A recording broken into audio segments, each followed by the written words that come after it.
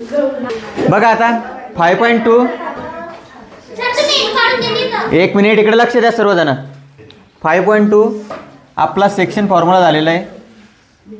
कोणता formula? Section formula complete आहे, बरोबर आहे.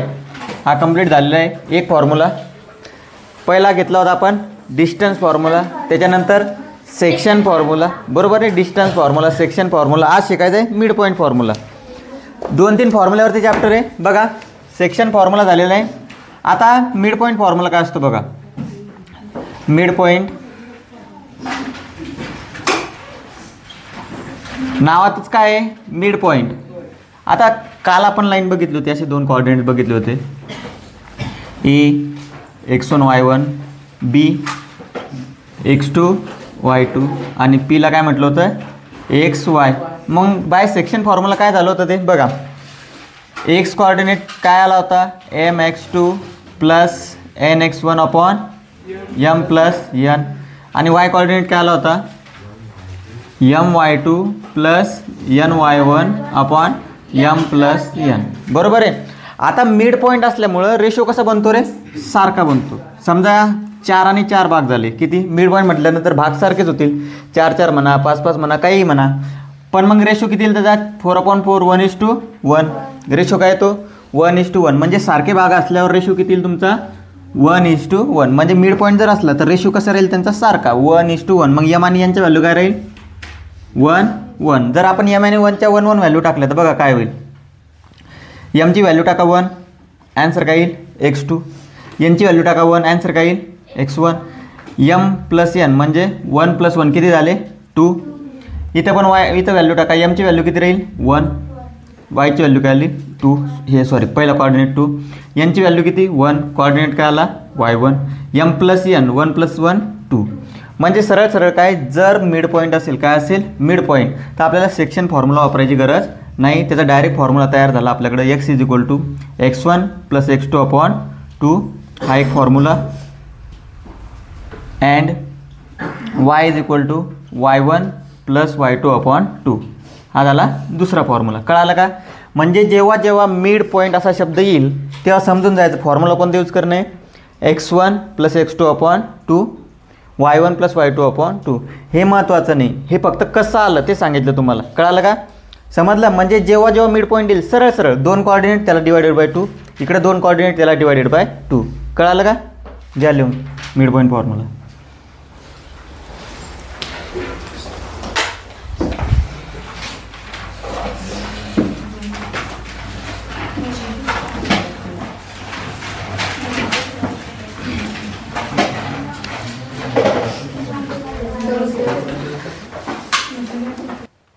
मिड पॉईंट फॉर्म्युला याच्यावरचे क्वेश्चन घेणार आहे आपण. लक्षात राहू द्यायचं. किती नंबरचा क्वेश्चन आहे 6. आता पॉईंट जर दिलेले असतील तर डायरेक्ट पॉईंट घ्यायची, हेअर म्हणायचं. पॉईंट दिलेले नसेल तर लेट म्हणायचं. मग लेट ए कोणताही पहिला पॉईंट x1 y1 काय कोऑर्डिनेट त्याचे सांगा पटकन 22 20. त्याच्यानंतर बी x2 y2 0 16. आता पॉईंटचे नावं दिलेलं नाही आहे बघा. माइंडमध्ये एक लाईन आणायची पटकन. माइंडमध्ये कशी लाईन आणायची की अशी एक लाईन असणार आहे, एक मिड पॉईंट असणार आहे. मग आपल्याला पॉईंटची किती गरज आहे ए बी. लाईन तर झाली, बरोबर आहे. कोणता एक मिड पॉईंट घेऊन घ्या, एक्स घ्या, पी घ्या. शक्यतो पी घ्यायचा, सोपा राहतो. ए बी घेतले. मग आता तिसरा कोणता घ्यावा लागणार आहे आपल्याला पी. मग पीसाठी काय करायचं बघा.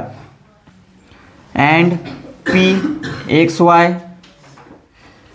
आपण काल काय लिहित होतो P X Y divide the segment A B असं लिहित होतो. आज काय लिहायचं P X Y is the mid point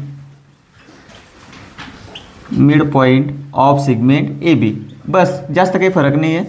काल लिहित होतो आपण P X Y divide segment A B. आज लिहायचं P X Y is the mid point of A B. हा शब्द राहीलच तुम्हाला सॉल्व करताना. मग कोणता formula bye mid point formula. Simple आहे, एकदम सिंपल असतो. काय होईल बघा. x = x1 + x2 अपॉन 2 आणि y = y1 + y2 upon 2. x1 किती आहे 22 अपॉन 2 20 + 16 अपॉन 2 भाग जात असेल तर द्यायचं. एक्स बरोबर 22/2 आणि वाय बरोबर किती होतात सांगा. 36/2.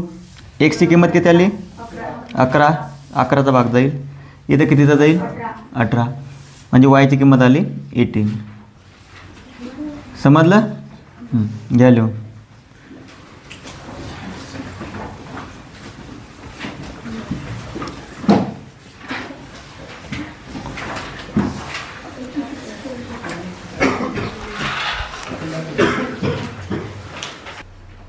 मिड पॉईंट फॉर्म्युला समजून घ्यायचं. x1 x2 upon 2 y1 y2 upon 2. आता दरवेळेस x1 x2 y1 y2 टाकायची पण गरज नसते. समजून घ्यायचं. एक्सच्या 2 कॉर्डिनेटची ॲडिशन त्याला डिवायडेड बाय 2 करायचं. वायच्या 2 कॉर्डिनेटची ॲडिशन त्याला डिवायडेड बाय 2 करायचं. आता 4 नंबरचा क्वेश्चन एक्झाम लेवलचा आहे, आलेला आहे, सोपा आहे. सर्कल माहिती आहे ना. सर्कलमध्ये काय असतो डायमीटर आणि रेडियस. आता बघा त्यांनी काय म्हटलेलं आहे. Here A B is a diameter. काय सर्कलचा डायमीटर ऑफ सर्कल. वर्तुळाचा व्यास आहे. A B is a diameter of circle आणि P is the centre. P काय आहे सेंटर आहे. बरोबर आहे. आता मला सांगा एक सर्कल आहे असं समजून घ्या. एक सर्कल आहे. ए बी काय आहे डायमीटर आणि पी सेंटर आहे. पी सेंटर आहे म्हणजे पी कोण आहे मिड पॉईंट आहे. का कारण असा जर सर्कल समजा एक असं सिंपल एक सर्कल आहे. हा ए बी आहे आणि पी जर सेंटर टाकलं तर पी काय झाला मिड पॉईंट. म्हणजे का ही बाजू आणि ही बाजू रेडियस असते. काय असते रेडियस. आणि रेडियस कशा असतात सारख्या. समजलं. काही वेगळा कन्सेप्ट नाही फक्त हे थोडं वेगळं होतं. मग देअरफॉर सिगमेंट ए पी रेषाखंड ए पी म्हणा आणि पी बी सिगमेंट पी बी. बघा सिगमेंट पी बी का ए पी आणि पी बी. पी काय सेंटर पॉईंट म्हणजे आता इमॅजिन करायचं डायमीटर काढला होता आपण ए पी आणि पी बी. याला काय म्हणू शकतो आपण रेडियस. रेडियाय म्हणतात त्याला. एकाला असलं की रेडियस म्हणायचं. एकपेक्षा जास्त असले काय टाकायचं रेडियस. तुम्ही मराठीत त्रिज्या टाकायचं. काय टाकायचं त्रिज्या. आता मग देअरफॉर ए बरोबर काय सांगा कोऑर्डिनेट्स. आता सांगा पटापट. एचे कोऑर्डिनेट काय 2 - 3 आणि बीचे -2 0. Bye mid point formula. Bye mid point formula बीचे काढायचे का बरं. हे पीचे आहे ना. मग आपण याला डायरेक्ट वापरल्यापेक्षा त्याला थोडं नावं द्यावं लागतील. लेट ए x1 y1 काय म्हणायचं त्याला सांगा. किती पॉईंट येते B x2 y2 and P is equal to XY. सांगा एची किती आहे 2 - 3. बीचे माहीत नाही. XY किती आहे -2 0. मग बाय मिड पॉईंट फॉर्म्युला. तुम्हाला काल सांगितलं मी एक गोष्ट इकडल्या साईडची दिलेली राहील किंवा इकडल्या साईडची दिलेली राहील. काढता आली पाहिजे. By mid point formula. Formula काय असतो x is equal to x1 plus x2 upon 2. X आता ज्या ज्या गोष्टी माहिती आहे ते बस सांगा. एक्स माहिती आहे -2. x1 किती आहे 2. x2 माहिती आहे का नाही. त्याला तसंच राहू द्या. मग सिम्पल असतं. 2 मल्टिप्लाय करा -4 2 प्लस x2. x2ला इकडल्या साईडनं लिहिलं मुवमेंट केली 2ची. कोणाची केली 2. 2 इकडे आल्यानंतर काय होतील मायनस. बघा x2ला आपण मुवमेंट केली नाही. x2 त्याच साईडला ठेवला फक्त लिहिताना इकडून लिहिला. मुवमेंट कोणाची केली 2ची. -4 आणि -2 x2 बरोबर -6. इकडे सांगू शकता का मग आता सेम सांगा. y is equal to y1 plus y2 upon 2. y coordinate किती आहे 0. y1 -3 प्लस y2 माहीत नाही अपॉन 2. 2 × 0 0. -3 plus y2. मायनस तिकडे आल्यावर काय होईल पॉझिटिव्ह. म्हणजे y2ची किंमत किती आली तुमची 3. इकडे आल्यावर काय होईल तो 3. 0 + 3 किती होतील 3. मग कोऑर्डिनेट्स ऑफ बी किती आले. बीची निर्देशक कोऑर्डिनेट्स ऑफ बी किती येतील, एक्स कॉर्डिनेट सुरुवातीला लिहित असतो -6 आणि वाय नंतर. कोणताही विचारू द्या, इकडल्या साईडचं विचारू द्या, याच्यात विचारण्यासारखं काय आहे, एक तर एक्स विचारतील किंवा x1 किंवा x2, सगळ्या गोष्टी आल्या पाहिजे. घ्या लिहून. सेम होमवर्क आहे तुम्हाला.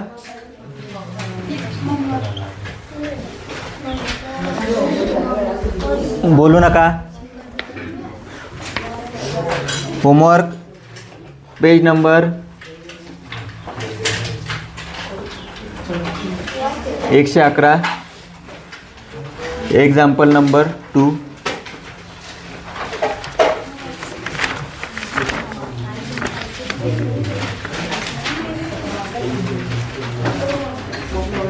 Page number 122.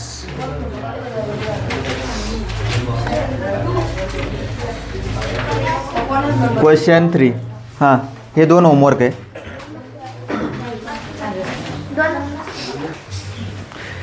Mid point फॉर्म्युलाचे 2 example झाले. 2 एक्झाम्पल होमवर्कला एकदम इझी येते. आता तिसरा फॉर्म्युला आहे प्रॅक्टिस सेट 5.2 मध्ये सेंट्रॉइड फॉर्म्युला. कोणता? सेंट्रॉइड. सेंट्रॉइड सांगतो तुम्हाला 2 मिनटामध्ये काय येतं बघा. हा असा समजा एक ट्रायंगल आहे आपल्याकडं, बरोबर आहे. ट्रायंगल आहे, हा मिड पॉईंट आहे. काय आहे? Mid point. हा याचा मिड पॉईंट आणि हा या साईडचा मिड पॉईंट. कळालं? 3 साईडचे 3 मिड पॉईंट. हे मिड पॉईंट जर जोडले आपण असे, हा याला जोडला, हा याला जोडून घेतला आणि हा याला जोडून घेतला. कळालं का? म्हणजे बघा हे एक सारखं आहे, हे पण काय आहे सारखं आणि हे पण सारखे. म्हणजे काय? सरळ सरळ ही जी लाईन असते तिला काय म्हणायचं? मेडियन. मेडियन म्हणजे काय? समोरच्या लाईनचे 2 भाग करते. अशा जर 3 मेडियन एका ठिकाणी टच झाल्या, काय 3 मेडियन एका ठिकाणी जिथे टच होतील त्याला म्हणतो आपण सेंट्रॉइड. आणि जनरली जी न दाखवतो आपण या चॅप्टरमध्ये त्याला काय म्हटलेलं? जनरली जी. आता बघा मिड पॉईंट आहे ना, बरोबर आहे. आपण मिड पॉईंटचे काय घेतले होते? x1 y1 x2 y2. किती होते तिथं? 2च होते. आता इथं पॉसिबल किती आहे बघा? x1 y1 x2 y2 आणि x3 y3. आणि जिथं जो मधातला आहे त्याला काय म्हणतो आपण? x आणि y. मग by mid point formula, sorry by centroid formula, by centroid formula same mid point आणि या सारखाचे होते. फक्त याच्यात काय वाढलं? एक कोऑर्डिनेट वाढला. मग x बरोबर काय राहील? x1 plus x2 plus x3 upon 2 का 3? नक्की बघा बरं. आणि y1 y is equal to y1 plus y2 plus y3 upon 3. कळालं? घ्या लिहून. सेंट्रॉइड फॉर्म्युला समजला? एक क्वेश्चन घेतो त्याच्यावरती. हां बघा क्वेश्चन नंबर 7. क्वेश्चन नंबर 7 मधला फर्स्ट क्वेश्चन. कोऑर्डिनेट म्हटलेलं नाही आहे, पॉईंट दिलेलं नाही, मग त्याला पॉईंट घ्या. Let a is equal to x1 y1. पहिला कोऑर्डिनेट सांगा काय? -7 6. बीला म्हणा मग x2 y2 2 आणि -2. त्याच्यानंतर सीला म्हणा x3 y3. कोऑर्डिनेट काय आहे? 8 आणि 5. बरोबर आहे. And G is the centroid म्हणायचं. G xy is the centroid. Same format बाकीच्या 2 एक्झाम्पलसाठी. बाकीचे 2 होमवर्कला तुम्हाला.